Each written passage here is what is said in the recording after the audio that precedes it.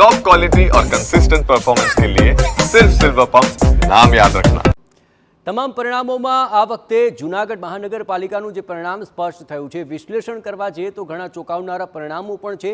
જો કે ભાજપે અહીં ગઢ જાળવી રાખ્યો છે, તો બીજી તરફ જે મહત્વપૂર્ણ નામો હતા તેની જીત હારના પરિણામો પણ ઘણા જ ચોંકાવનારા રહ્યા. જેમ કે આખરે પાર્થ કોટેચા, કે જેમની હાર થવાની સાથોસાથ જે ગિરીશ કોટેચાનું પ્રભુત્વ હતું તે ક્યાંક પાછું પડી ગયું છે તેવું સ્પષ્ટપણે લાગી રહ્યું છે. માંગરોળની અંદર જ્યાં ભાજપ અને કોંગ્રેસ બંને સરખી પરિસ્થિતિની અંદર અત્યારે જોવા મળી રહ્યા છે. બે તરફ શક્તિસિંહ હમણાં જે દાવો કરી રહ્યા હતા કે ગત વખત કરતાં આ વખતે જૂનાગઢની અંદર કોંગ્રેસનું સારું પરિણામ છે. ગત વખતે માત્ર એક કોર્પોરેટર ચૂંટાયો હતો, બાય ઇલેક્શનમાં બીજા 2 ચૂંટાયા હતા, પરંતુ હાલ 11 જેટલા કોર્પોરેટર તેમના આ વખતે ચૂંટાયા છે. એટલે કે જૂનાગઢની અંદર જે મુશ્કેલ પરિસ્થિતિઓ હતી એ ઉપર આખરે કોંગ્રેસે ખૂબ જ પ્રમાણિક રીતે ચૂંટણી લડી અને જનતાએ તેમને સાથ આપ્યો હોવાનો તેમણે દાવો કર્યો છે. તો આ વખતે જૂનાગઢ મહાનગરપાલિકાની અંદર જે પરિણામો આવી રહ્યા છે તેમાં ઘણી જેવી બેઠકો રહી કે જ્યાં પહેલેથી જ ભાજપે ચૂંટણી લડ્યા વિના જ તેને અંક્ય કરી લીધી હતી. 4 વોર્ડ તેમણે સંપૂર્ણપણે પહેલેથી જ જીતી લીધા હતા, પરંતુ જે પરિણામો આવ્યા છે તેની અંદર ભાજપે આ ગઢ જાળવી રાખ્યો છે. પણ કોંગ્રેસે પણ પોતાની પરિસ્થિતિ સુધરી હોય તેવો દાવો કર્યો છે.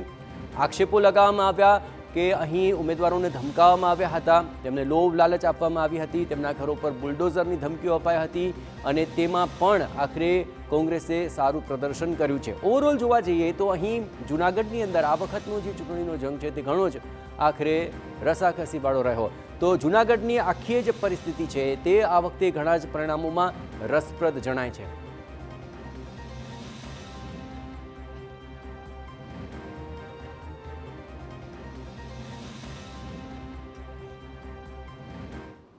તો જૂનાગઢના પરિણામો પર વિશ્લેષણ લઈને આવી રહ્યા છે ટીવીના સંવાદદાતા મોહિત ભટ્ટ. મોહિત, જૂનાગઢ ઉપર આ વખતે સૌ કોઈની નજર હતી. શક્તિસિંહ હમણાં દાવો કરી રહ્યા હતા કે ગત વખત કરતાં આ વખતે કોંગ્રેસની પરિસ્થિતિ સુધરી છે. ભાજપે ગઢ તો જાળવી રાખ્યો છે, પરંતુ ઘણી જ એવી રસપ્રદ પરિણામોનું વિશ્લેષણ સામે આવી રહ્યું છે જે ગત વખત કરતાં આ વખતે જુદું પડી રહ્યું છે. આપનું વિશ્લેષણ શું કહી રહ્યું છે જૂનાગઢના પરિણામોને લઈને, મોહિત?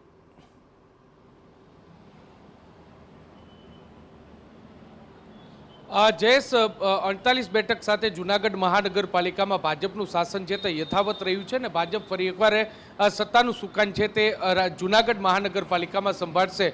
પરંતુ આ વખતની ચૂંટણી છે તે ભાજપ માટે જરૂરથી પડકારજનક ચૂંટણી છે તે રહી હતી. જો ગત વર્ષની સરખામણીએ એટલે કે ગત ટર્મની સરખામણીએ જો પરિણામની સમીક્ષા કરવામાં આવે તો લગભગ 5 સીટ ઓછી ભારતીય જનતા પાર્ટીને મળી છે. અને એટલું જ નહીં, પરંતુ કોંગ્રેસ છે તે જરૂરથી જૂનાગઢ મહાનગરપાલિકામાં થોડે અંશે જીવિત થઈ હોય તેવું અત્યારે લાગી રહ્યું છે. અત્યાર સુધીના જે પરિણામ સામે આવે છે તેમાં 48 સીટ બેઠકો છે તે ભાજપના ફાળે ગઈ છે, જ્યારે 11 બેઠકો કોંગ્રેસના ફાળે ગઈ છે અને 1 બેઠક છે તેમાં અપક્ષ ઉમેદવારની જીત થઈ છે. જરૂરથી જો આખા ચૂંટણી પ્રચારની વાત કરવામાં આવે તો ક્યાંક ભાજપનો આંતરિક અસંતોષ છે તે અને આંતરિક જૂથવાદ છે તે ક્યાંક પ્રચારમાં વિક્ષેપ પાડી રહ્યો હોય તેવું અત્યારે સ્પષ્ટપણે લાગી રહ્યું છે. કારણ કે ભાજપના જે દિગ્ગજ નેતાઓ છે તેમને વચ્ચેનો જે એક કોલ્ડ વોર છે તે પ્રચારમાં પણ અસર પડતી તેના થકી જોવા મળી રહી હતી અને તેને કારણે પ્રચારમાં પણ ક્યાંક કેટલાક અંશે આ જોવા મળી રહ્યું હતું. સૌથી મહત્વનો અપસેટ જૂનાગઢ મહાનગરપાલિકામાં એ છે કે જે 7 વખત સુધી ડેપ્યુટી મેયર રહ્યા તેવા ગિરીશ કોટેચા છે તેનો પુત્ર પાર્થ કોટેચા છે કે જે વોર્ડ નંબર 9માંથી તેમની હાર થઈ છે. તેમની હાર અને તે સીટ છે તે એટલા માટે ચર્ચાસ્પદ સીટ છે કારણ કે વોર્ડ નંબર 9માં 3 સીટ છે તે ભાજપના ફાળે ગઈ છે. માત્ર એક પાર્થ કોટેચા છે તેની જ હાર થઈ છે અને તેની સામે અપક્ષ ઉમેદવાર છે તેની જીત છે તે થઈ છે.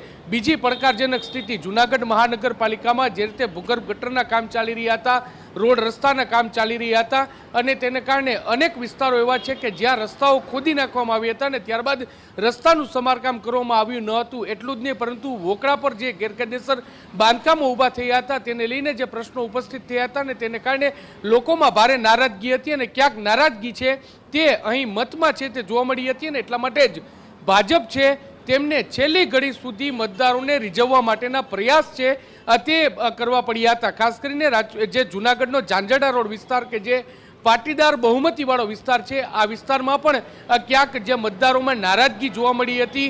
જે રીતે છેલ્લા પાછલા દિવસોમાં જૂનાગઢ મહાનગરપાલિકામાં અને ખાસ કરીને જૂનાગઢ શહેરમાં ભારે વરસાદના કારણે કાળવા ચોકમાં જે કાળવો આખો જે ઓવરફ્લો થયો, શહેરની અંદર પૂર આવ્યું. અને એટલું જ નહીં પરંતુ જે પોઝ વિસ્તાર કહેવાય એવા રાયજીબાગ વિસ્તાર સહિતના વિસ્તારોમાં પાણી, બંગલાની અંદર પાણી ફરી વળ્યા. તે જે રાજકોટ જે જૂનાગઢ મહાનગરપાલિકા છે તેની કામગીરી સામે અનેક સવાલો છે તે ઊભા કર્યા હતા, અને તેને કારણે પણ લોકોમાં નારાજગી છે તે જોવા મળી હતી. આમ જોવા જઈએ તો ઓવરઓલ ભાજપ છે તેમના ટીમ મેનેજમેન્ટ માટે જાણીતું છે, તેમના પ્રચારની પ્રક્રિયાઓ માટે જાણીતું છે, ને એટલા માટે તેમને જે અલગ અલગ પાસાઓને ધ્યાનમાં રાખી અને ખાસ કરીને રાજકોટ મહાનગરપાલિકાને વિશેષ જવાબદારી સોંપવામાં આવી હતી. રાજકોટ મહાનગરમાંથી જે નેતાઓ છે તે જૂનાગઢમાં પ્રચાર અર્થે પહોંચ્યા હતા, અને જે પ્રભારી તરીકે કમલેશ મીરાણી અને મુકેશ દાસાણીને જવાબદારી સોંપવામાં આવી હતી. અને તમામ એડી ચોટીના જોર લગાવીને ભાજપે અહીં સત્તા તો હાંસિલ કરી છે, પરંતુ ક્યાંક ભાજપ છે તેમને રસાકસી ભર્યો જંગ અને એડી ચોટીનું જોર લગાવવું પડ્યું હોય તેવું અત્યારે સ્પષ્ટપણે લાગી રહ્યું છે. જી જયેશ. આભાર મોહિત. તમામ ગતિવિધિઓ પર આપ નજર રાખતા રહેજો. તો જૂનાગઢમાં આ વખતે ગત ટર્મ કરતાં કોંગ્રેસ માટે થોડી રાહત છે, પરંતુ ગઢ બચાવવામાં તો ભાજપ ચોક્કસપણે સફળ રહ્યું છે અને મહત્વપૂર્ણ બેઠકો ઉપર ભાજપના ઉમેદવારોએ જીત મેળવી.